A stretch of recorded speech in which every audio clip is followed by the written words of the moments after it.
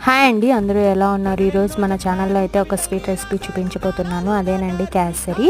ఇప్పుడైతే నేను చూపించాను కదా, ఆ గ్లాస్తో అయితే 6 గ్లాసెస్ వాటర్ అయితే తీసుకొని పొయ్యి మీద అయితే పెట్టుకున్నాను. అవి బాగా మరిగిన తర్వాత ఫుడ్ కలర్ అయితే కొద్దిగా యాడ్ చేసుకున్నానండి. ఇది పూర్తిగా ఆప్షనల్, మీకు కావాలంటే వేసుకోవచ్చు, లేదంటే లేదు. దాని తర్వాత అయితే నేను 2 గ్లాసెస్ రవ్వ అయితే తీసుకున్నాను. మీ ఇష్టం, ఏ రవ్వ అయినా తీసుకోవచ్చు, బొంబాయి రవ్వ అయినా, ఉప్మా రవ్వ అయినా.